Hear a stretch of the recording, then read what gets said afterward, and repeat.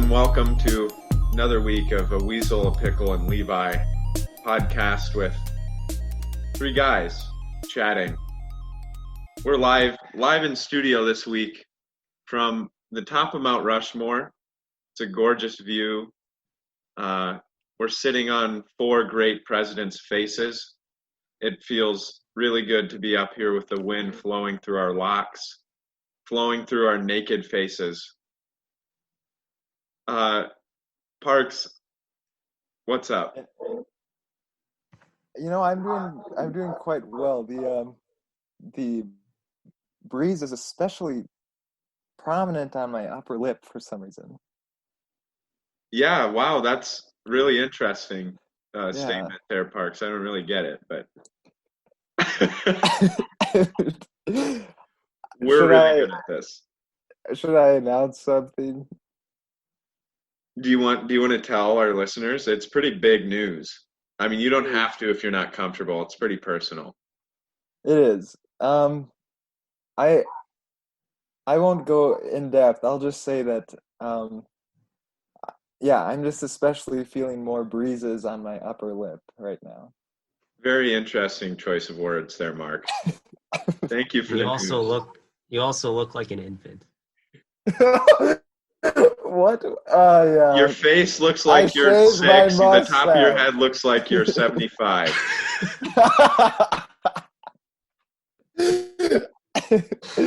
Yes, I shaved my mustache. There we go. Oh my word.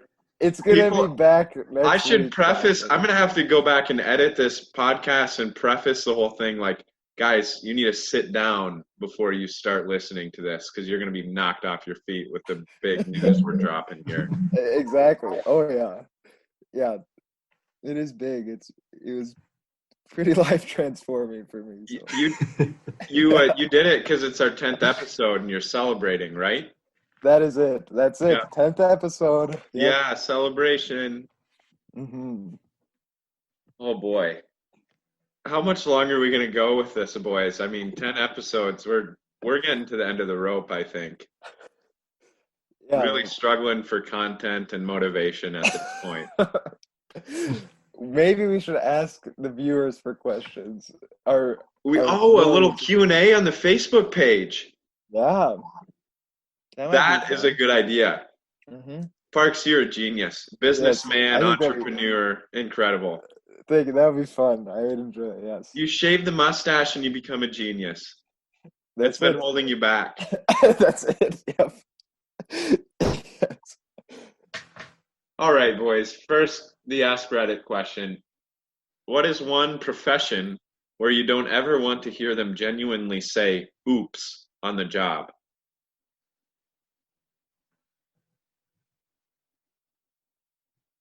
I'd say brain surgeon. Oh. Well, because number one, if you're hearing them say "oops," you're awake, and so that's a problem. It's not great. Wow, good answer. Wow. Oh boy. The doctor says "oops," and then your left arm goes numb, and then you have blood dripping out of your eyes. Yeah, that's no good. That is not good. Yeah, just. Brain surgeon is tough to beat. That is one of the worst, I would think. Maybe I know a driver's ed teacher. Oops, we just totaled the vehicle. Why would it be the driver's ed teacher's fault? It's not. That's not good. I'd say like a pilot. Do you think that they're like going along and both their engines fail as a pilot? And do you think they're just like, oops? Is that all they're doing? Do you think, or do you think they're freaking out a little bit? I'm thinking they're at a loss for words. They're probably just yeah. Like I would just red lights. You know those red lights that come on in the back of the plane? If something's wrong, I think the word that pops up should be oops. But viewers get to see. And the flight attendant just says, oops, like on an actual plane for everyone. Everybody's like Oops, freaking buckle out, up. and the flight attendant comes on the overcom. Is that a intercom? There we go. Yeah. And she's just like, "Hey, everybody, oops."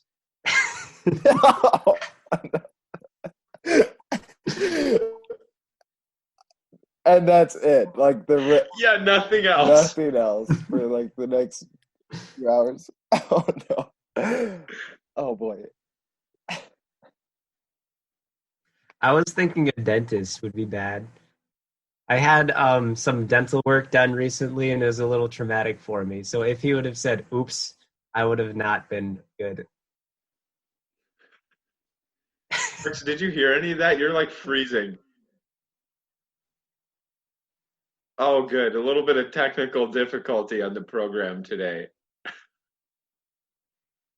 It's because Parks uses McDonald's Wi-Fi. He's like doesn't have Wi-Fi, and so he just sits outside of McDonald's. That explains. It's not nearly as fun to. Can you hear him, Nathan? No, I can't hear him at all. I heard that, yes. He's back. Oh no. Okay, we're good. We're good. Are you I back, moved Parks? Yes, I'm back, baby. I can hear everyone. Great, wonderful. What, Parks? Is it super delayed? A little bit. Rose Oh, for okay. Okay. Wow, that What did that you was do like with 2 minutes Parks? of technical difficulty right there. Yeah. I'm gonna move, sorry. Great radio we're doing here, boys. Wow. Nathan, tell us about your dental visit. Did you have a cavity? Yeah, I had a cavity. What are you doing? Do you just you're It's pounding monsters every day? it's That's because what of the you're monsters. doing. Yeah. We had too many of those. And Mountain Dew is bad for you too. Yeah, yep. Anything really, sugary is not good.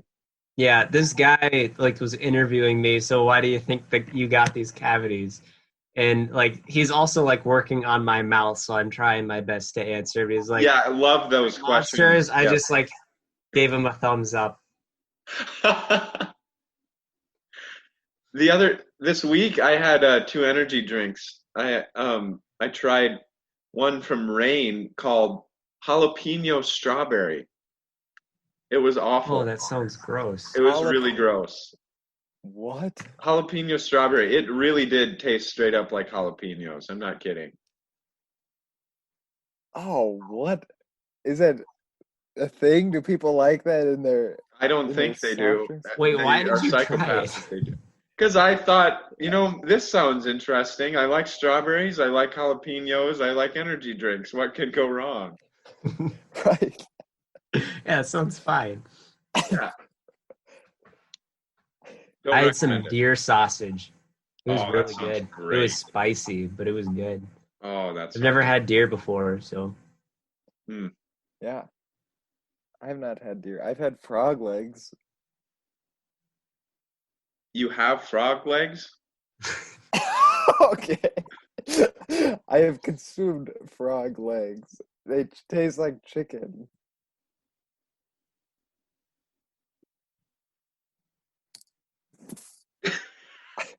That's really nice, Parks. Thanks for letting us know that. Good. All right, we're going to move on to the quote, lest this turn into a food podcast. Yes. This quote is from George Bernard Shaw, who is like an Irish playwright in the last century. So, quote, chess is a foolish expedient for making idle people believe they are doing something very clever when they are only wasting their time, end quote. Ooh. Oh. It's very convicting for me reading that just now after I just played 2 games of chess. Okay, I really like chess. Do you like chess, Nathan? yeah, I like chess. Yeah, I think it's super fun. Mm-hmm. I'm It's good de- at that. I used to be anyway. I haven't played you yet, Nathan. I know. We'll have to. I have 2 chessboards now, so we'll definitely play. I think everybody in our room plays except Caleb. I don't know about Caleb, so we'll have to play this year. It sounds good. I don't want to play online. That sounds terrible. I've tried those games before, but I don't really like that quote. What? Let's dissect it. Why do you think it's a waste of time? I don't think resting is a waste of time. I don't think so either. I've learned this summer, especially because I think I'm busier with work now than I've ever been. If I don't get good rest, I can't work. It just That's doesn't true. work for me. And Yeah. that's good use of your brain when you're resting. Because, like, you could sit and watch Avatar, for example, for like 2 hours, or you could read a book or something, or play chess. Yeah, Which is better? Avatar. Yeah, that's what I decide most of the time. Yeah. I'm on season 3, episode 15. I started it 2 weeks ago. Nice, Nathan. That's very good. Yeah, I don't watch TV very often, but when I find something I like, I just The go. storyline of Avatar is just so good. Yeah, that's what it is. Mhm. I know what happens, and I want to see it happen. Yeah, I agree. Rest is important, so I don't think that's a waste of time. Yeah, and honestly, I just like fun is not a waste of time. Like it can be when it's all consuming, but if you're resting and having fun and playing a game that like is strategic, I don't see how that to me is a waste of time. Yeah. If Lindsay listens to this podcast, she's going to be pretty happy because she had to tell me this like 5 times one week because I felt bad about not working after work.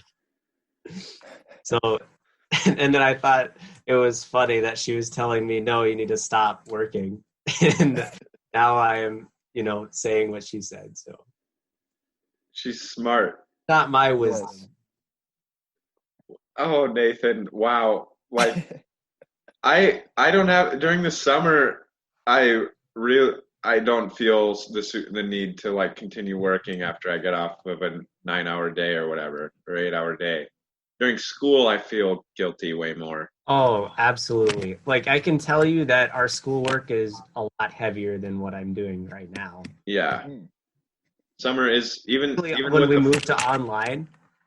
Oh, do you remember those nights where we'd Zoom until like 4 a.m. specifically? Oh, yeah, that was fun. Yeah. yeah. Yeah. Chase, I think we were up until 6 one. Or you Yeah, were. I stayed up till 6:30 that one night. Yeah. That was the worst it's ever. That was the latest I'd ever stayed up doing homework. Yeah. All right, so our conclusion is George Bernard Shaw's quote is garbage. Yeah, I mean, especially a strategy game. Like that to me is better than maybe some other forms of entertainment. I mean, not that watching a movie is bad, but like you're Yeah. doing an action and you're like thinking about And you're like and your you're next with move. another like I think the being with another person aspect of it is a good thing too. Like you're bonding over something with someone. Yes, for I sure. think there's maybe a little bit of truth to it in that people can be like, yeah, I'm being really clever if they make it something more than it is. Like if you look at it as like it's a restful thing and it can be healthy for your brain, like that's good. But if you're like, yeah, I'm really doing something good here, like that I need to play chess, to make myself a better person and it's going to make me really smart, then you're probably lying to yourself. Yeah. If you're replacing work with playing chess, then Yes. you're not really following what we're called to do because we're called to be good stewards of our time. And resting is, but at that point, it's not rest. Yeah. Right. Yeah. Good word. All right, now we're going to talk about public versus private schooling. Parks, you requested us to talk about this, so I'll leave it up to you to intro it. Oh, sure. Well, I guess I'm the only one here that that grew up in a public school system. Is that right? Yes. And I feel like it's just a very, very different experience in growing up, especially like meeting people at Dort and just talking about this. I feel like we almost come from not entirely different backgrounds, but just very different pathways, I would say, to Dort. Yeah. And so, yeah. So yes, I went through the Brookings School District K through 12, and I guess a lot of people talk about maybe how as a Christian it can be difficult in a public school district because of like all the cursing and all the language and just bad actions and sinful like things you see every day at school. And I guess that in its own sense was kind of tough for me, but the toughest thing for me I think was that I formed like a lot of good and really close relationships with people uh, growing up, even beginning in like kindergarten. I've known some of these people all the way through senior year, and like you become really close with them, seeing them 5 days a week, and even outside of school and stuff. And it's just heartbreaking sometimes uh, to not be able or to feel like they might be closed off to even talking about uh, the Christian faith or God in general or Jesus. And I think that was just the toughest component for me, just thinking and like praying every day. I really learned to pray for specific people through that experience, like every day, just because I cared about them so much and I wanted like more for them. I once you have something more, it's really hard to interact with people that I don't know that don't have that same thing. It's hard not to bring it up, and just this whole feeling of having to hold stuff in at school and not being able to really spread. And I think that changed for me like in towards the end of high school. I kind of began not caring too much about um, whether or not this might, I don't know, offend people or not be something they want to hear. Because I'm one to really want to like please people in discussions. Like I want to talk about Really? what I they didn't want to know talk that. about. Yeah, I want to talk about what they're happy with talking about and what they feel comfortable talking about. And it was just hard, and it still was in junior and senior year, but I became a bit more open to feel free to just talk to others about that, close friends especially. But it's hard. You feel like you can't say anything without getting judged or feeling pompous or something like that. So yeah. You know, Parks, I would say a lot of what you just said kind of matches my growing up in a Christian school. Hmm. Mm-hmm. The big difference in a Christian and public school isn't the people that's inside it. Because if you look at some schools, like you wouldn't be able to tell that they're Christian schools by the way the people around you are acting. And it still can feel like you're alone in that. I'm not Mm-hmm. saying to be like, oh, I was better than everybody else. Like that wasn't the case. Like I just didn't know how to talk about it or find those people, I guess. But the big difference between public and Christian school is that you can feel like the people who are in charge care about what you're talking about, and you still have these Bible classes and people are, you know, praying with you to lead lunch and you lead devotions for different things. So it kind of makes it more okay to talk about, unless you're saying, hey, we're doing something wrong here, if you're gonna, you know, tell somebody that they're not acting like a Christian. Mm. So like you Yeah. feel kind of closed off in that way. Right. If you want to have a school that doesn't have that, like you got to be homeschooled. Mm. Yeah. Just a whole nother conversation. Yeah. Yep. I agree And with with you. Oh, sorry, Parks. Keep going. oh no, oh well, yeah, and like even with everything I'm saying about this, I I wouldn't change like a thing. I really loved going through a public school system. Um,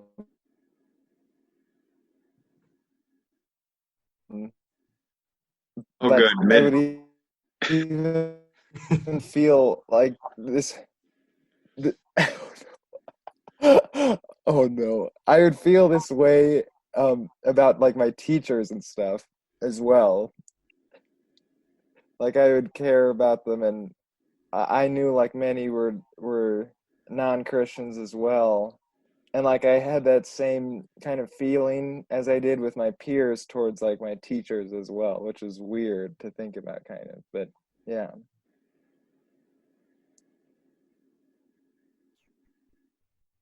Yeah, I think Nathan is correct in that it's the people.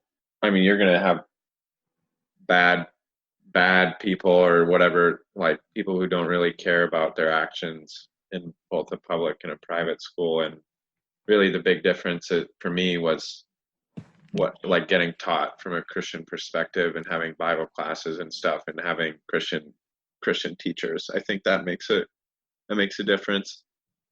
Mhm. But like being at Dort, pretty much most people came from Christian high schools and stuff. And like in Core 150, you can kind of tell people who didn't go to a Christian school. Like often there's a knowledge gap. Like since like kids who went to Christian school their whole lives, this isn't always true. This is more of a blanket statement, but kids who went to the Christian school all their lives are just going to know more from being around it all the time, unless like you Parks, your home life was super solid. Like your parents did an incredible job, and so like if you do go to a public school, I think it it puts more pressure on your parents to really teach you, which I don't your parents in your church, which I don't think is necessarily a bad thing. I think It should be that way anyway. yeah, exactly. And I think public school can expose you to things and make you experience things and not be sheltered and learn how to respond to them in ways that kids who always go to a Christian school are not as equipped to do. Like Nicole went to Christian school until 8th grade, and so like she learned a ton there, I think, and like got basic Bible knowledge. But then she went to a public high school, and so she she saw things she wouldn't have seen in a Christian school necessarily, but like learned how to handle stuff well, or at least now looking back is thankful for those experiences that she's had them, even though they might have been hard. Hmm. Yeah, I'm not settled on if I think Christian schooling is necessary or the best way or not. I'm not sure. It'll it'll depend on where I'm at with my family and talking with my wife and whatever. I don't know. right. I am thankful Yeah, for all that I was taught by my school. I think it was good. hmm yes.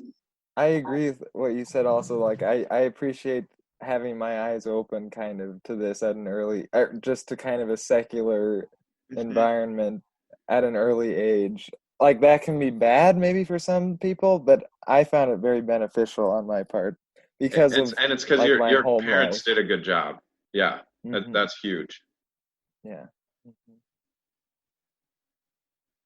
Yeah, that's good. You Nice. know, What? one other thing. I was gonna say that Dort is different.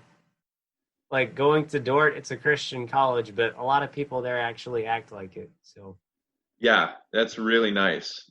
it's a good community where people care about serving God. So Mhm. And like you can find there's the other side too, but we didn't fall in that crowd. yes, yeah, you can find people. That's another thing that a Christian school might have a benefit of. Like you might find people who are like-minded with you sooner at a place like that than maybe at a public school. Yeah.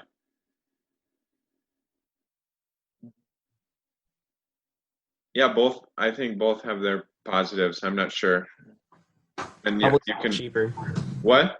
Public's Public cheaper. school's a Yeah, lot cheaper. It's, and yeah, you can learn a lot. You can be very knowledgeable about the Bible and not have gone to a Christian school too. So, all right, Parks, do you want to read a poem for us? Yes, yes. So this is a poem that I read for one of my summer courses, responding to literature, Core 180. Um, so it's entitled Solitude by Ella Wheeler Wilcox. Laugh, and the world laughs with you. Weep, and you weep alone. For the sad old earth must borrow its mirth, but has trouble enough of its own. Sing, and the hills will answer. Sigh, it is lost on the air. The echoes bound to a joyful sound, but shrink from voicing care. Rejoice, and men will seek you. Grieve, and they turn and go. They want full measure of all your pleasure, but they do not need your woe. Be glad, and your friends are many. Be sad, and you lose them all. There are none to decline your nectared wine, but alone you must drink life's gall. Feast, and your halls are crowded. Fast, and the world goes by. Succeed and give, and it helps you live, but no man can help you die. There is room in the halls of pleasure for a long and lordly train, but one by one we must all file on through the narrow aisles of pain. Wow, that's so well written. Oh my goodness. Yeah, I guess so we had to record ourselves reciting a poem of our selection. And before I recited this, I kind of prefaced with this little introduction saying that like the message in this poem is probably not true, like in all circumstances or all cases, and it can be kind of like radical if you view it as just like, yeah, this is always the case. But like I also got something out of it, and I think like this is true for especially for some Mhm. people, and I think this happens a lot. This idea that like people something's really uncomfortable about people grieving or going through like a lot of pain as as a friend or something. On the surface it can be kind of uncomfortable maybe, and yeah, I just think really well worded, and it illustrates that pretty well, I think. Yeah, the choice of words is great. I really like the structure and the choice of words. Came across really well. Mhm. I think maybe, hopefully, in a Christian community like this isn't true. That you're like that you can rejoice together and weep together and not be abandoned by your friends. But it's possible. I mean, it's tough going through hard things with people, and it's easier to just want happiness and pleasure. And so when somebody goes through something hard and it's not you, it's like, oh, I'm just going to leave you alone. I get it, but And I don't You know can if tell. sometimes I don't know if sometimes people like want to grieve alone. Like that's a part of it too. Like some people want some yeah, time alone, but yeah, but nobody like wants to be left completely alone ex- when their world's crashing down. exactly, yeah, yeah, You can tell if people really care about you if they stick around when you're not fun to be around. Yeah, that's 'Cause true. it's hard to be around someone who's sad, and that can be draining to the person who's trying to help that person. Hmm. But they will do that anyway if they care about you. yeah. That's very true. We've all had gone through tough stuff, and then we've had people stick with us, and so very thankful for that. And like it's Yes, a reminder to be a good friend, like a good friend who sticks with people through hard stuff. You don't yeah, want to be alone either. right. Mhm. Nathan, do you want to talk about your summer job a little bit? What are you doing? Yeah. Well, I'm working at Musco. I had this conversation twice today at church, so I should be able to do that. Yeah, we're doing this so that people can stop asking. Oh, good. So I'm working at Musco in the product development engineering department, and they hired me so that I could learn how to use the CAD software Inventor and make 3D models off of their 2D AutoCAD drawings. So I go find a print and I print it out. So I have a paper copy in front of me, then I design it. And they're super picky about how you do it because you got to do it right because it's going to be used to maybe do manufacturing later, Yeah. but primarily for customers to be able to see their completed product. Mm-hmm. Musco does sports lighting, so big lighting poles. So I'm making all the pieces for that. And I'm not going to get done this summer. Like there's so much to do. I think I've made like, I don't know, 24 parts in different assemblies and stuff. And I have to make the drawings look exactly like the AutoCAD drawings and just make it, perfect. So it's taking a long time, but it's very fun. It's been a great experience. That sounds super fun. It is really fun. They're paying me to take classes too. So I'm like just watching videos, like getting paid. I go walk over to the cooler, grab an orange juice, and the guys are super nice, and the people at Musco are just so good, and they're good to their employees. I really like it there. And I wish that Musco was up in Northwest Iowa. Yeah, I'm sure you do. That would be nice. But it's been a great experience there. Yeah. What is something like picky that they're picky about that you have to like go back and redo or something? Sure. I was making a cover for a handhold that goes on top of the pole. It's a cover for somebody to, close up after they reach in and do the wiring and stuff so that, stuff can't get in the pole because it's hollow. And I was going to use the shell command to do this cover because it's got lots of little details in it. And when I did the shell command, I had to extrude up from the bottom surface of the plane I was working on to fill in the holes made by the shell command where it's not supposed to be. But that's not good modeling practice. So I went back and redid it, and I did an extrude cut offset from a plane that I offset from the top, and I had to learn a way more complicated way of doing it so that it was up to standard, I guess. Oh.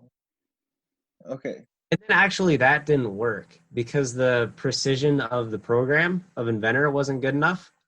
So I had to use some sculpt command that I looked up, and I had a modeler with me, like a engineer guy who's been doing this for a long time, come help me. And I found the command, so I was like, I didn't need your help. I can job now. So Nice. yeah, but it's been really good, and I think I'm learning a ton. So Yeah, you're gonna have no problem finding another internship now that you have this. That's what people want. I hope there's a lot of carryover between Inventor and other stuff. I'm sure just like the general, even the thought process and being so involved with the program, I bet it I'm can't be sure too much different. beneficial. Yeah, I am very grateful for that because people around us have lost work. I actually I was in the interview process for having an internship at Pelicorp up in Sioux Center. You guys remember that? Yeah. I'm grateful that I didn't get that because Musco is very loyal to people, and I have been there a couple of years, and I'm not saying anything against Pelicorp, but it would be understandable in a time like that to say, okay, we can't have more interns right now. And I was able to keep my internship at Musco. So yeah, and maybe next year you can get Pelicorp now since maybe so. You have what they want. Yeah, I'm excited to look around. But yeah, that's really nice. Yeah, and I'm also doing lawn care, so that's Lawn care is great. No, it's really fun. It is. I power washed a playground for 6 hours on Saturday. My word. How does that take 6 hours? Oh, it's so much work because it's all wooden. So you got to do the underside of all these slats and then the railings and then all the sides of the railings. And then you go on top of the playground, power wash out the slides. And you got to go up on the roof of the playground, power wash off the roof. Then you got to get the underside of the roof. And I was trying to like do it like from the top down, but I couldn't reach the roof very well. Wow. I was standing up on top of this like this balcony on the playground. I was like, actually, yeah, I don't like heights, so I just didn't do it. Did you play on the monkey bars after that? No, Oh, okay. That's I went and had lunch. I mean supper, but yes. that's It's cool, buddy. I'm happy for you with the Musco. That's great. Like, great, Yeah. great experience. You might actually turn out to be a real engineer someday. That's pretty impressive. I didn't think it could happen, but Yeah, at I least one of the did. three of us will turn out all right. yes. Yes. You know, since Parks shaved his mustache and he's gotten smarter, I think he should go into mechanical engineering. Yeah, Parks. Hey, Don't be a civil. Those ding dongs don't really know anything. I haven't. I did go back and forth a long time last semester. Do you remember me like Yeah, I talking to do. you guys? Yeah. I want to go with civil. I like the idea of trusses and transportation and water filtration systems and You guys have it where like people ask me like, what do you want to do with this? And I still cannot honestly say like super specifically what I want to do and what exactly like even a mechanical engineer does. Like I can't I don't know. I like what I'm learning in school and that's the main thing. And I think airplanes are cool. So yeah, that's it. right. Yeah. Sometimes people ask like what are like long-term dreams or goals with this, and sometimes I my go-to answer is, which is true, like it's true, I want to go work somewhere internationally, maybe like some maybe like an impoverished area, and help with, I don't know, water systems or do something like that, or at least go on a trip somewhere. Then I can kill two birds with one stone and go travel internationally for work. Yeah, I think that's cool. one senior project at Dort did that. Like they went to Africa and made a bridge somewhere. Built a bridge. Yes. We need you for our senior project, so don't do that. Yeah, we need you for the power tower parks. Yes. Oh, our The senior what? project. Nathan, do you not know about the power tower? No. I can't speak of it on the program for fear of somebody stealing our ideas, but you'll have to ask Mindy about it. Oh, okay. Sounds good. Nathan, do you want to talk about? You said you had some questions for me about local airport politics or something like that. Oh yeah. How big of a deal is it to add 200 feet onto a runway? How big is the runway, anyways? I have no idea. Not big enough, so they're building a new one. Well, because like isn't the big issue they're taking farmers' land and people are mad about that? Is that what it is? Yeah, people are really mad. When I drive between like my home here and like by Pella and go to Oscar every day, I pass 50 signs saying "Don't steal farmers' land." So yeah, I don't know. I'm not sure what the huge problem is because with eminent domain, like they think it's a power abuse, but they're also getting paid Yeah. for the end and gonna get paid for lost income in future years.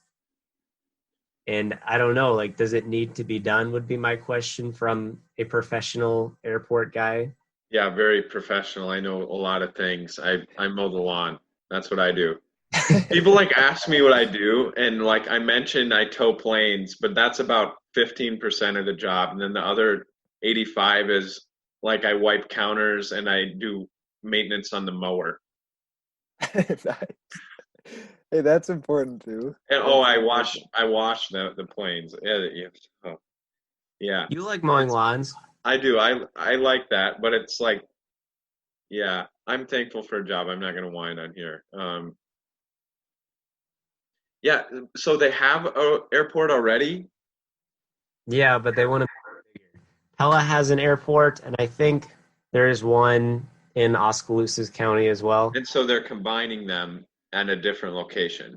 Yes. Well, they're going to keep the other ones for just other stuff, but this is for planes that wouldn't be able to use those runways because they would be too big. And the idea was big businesses like Pellicorp, Yeah. Vermeer, Costco would want to have their own airport that's big enough. So Yeah, I mean, like Sioux Center and Orange City, they combined into one airport, and that was like 32 million. I don't know how many farmers they displaced. I think their runway's over a mile now. They can land. wow. They can land. I don't remember what my boss told me how big they can get, but like they've never had a problem with anybody wanting to land there that couldn't now. Like the airport's big enough. Like I guess I don't know how small, like what size of plane would Pellicorp be wanting to land there? Like I'm sure it's not more than a 10 passenger charter jet. Like Yeah, it's it wouldn't be for gonna, transportation of anything. yeah, Um, I think it would just be to fly customers in, stuff like hmm that. So I really don't know. That's kind of the question that's on all of these signs. Why do we need a bigger airport and it's going to be 200 feet longer. or something like that? Okay, Some number that was like 200. I don't know. yeah. Stop caring because they've been up for years now. And Is it they've really already coming to been. a head this summer? Is that why people are really getting upset now? Because I didn't hear No, anything about people it have last just summer. stayed really, really upset. Oh, It's been a big thing for a long time. It's been passed in Pella's council, like government body, and also in Oskies and also in the counties. And then the people who didn't like it elected new people, and they're trying to fight something that's already been passed. And I Oh know people wow. are very upset about it. that's crazy. Did you eat today? Thank a farmer. Don't steal his land. That's the Oh important thing to boy. remember. I wonder how many farmers they're displacing, like how much land they're displacing. I don't know. It's a big chunk of land. It's Yeah, I hope they planned it in a way that they wouldn't take over just one person's farm so that they don't have the work they want to do. Because, yeah, like, I understand that. Like, if you feel called to be a farmer, you like, completely ruin somebody's like livelihood. Yeah. yeah, they would still, like, be okay financially, but also, what do you do with yourself then? If you take Yeah. away what you like to do. So, Yeah. Hmm. I don't know.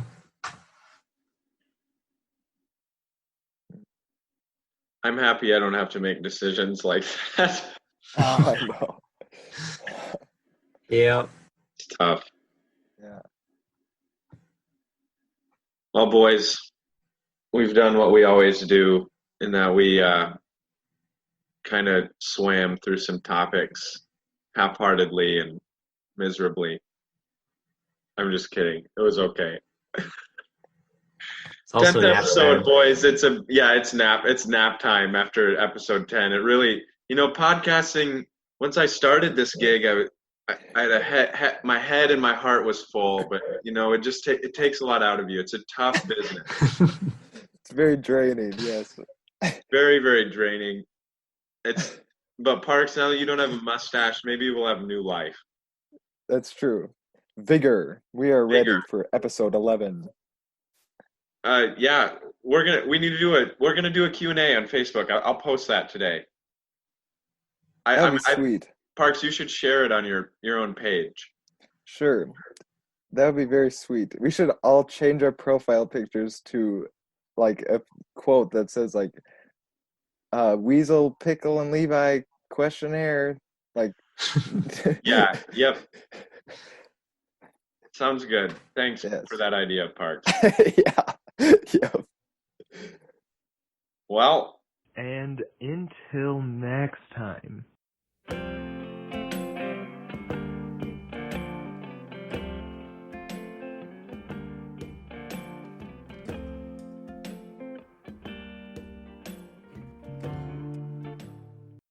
And I look up and this guy is walking up our porch with a big box, and I'm here sitting with a laptop with note cards taped to the screen, like just sticking up, with like 10 books, holding up an iPad, recording myself reading poetry. And this guy was very confused. And he was kind of peeved as well. Because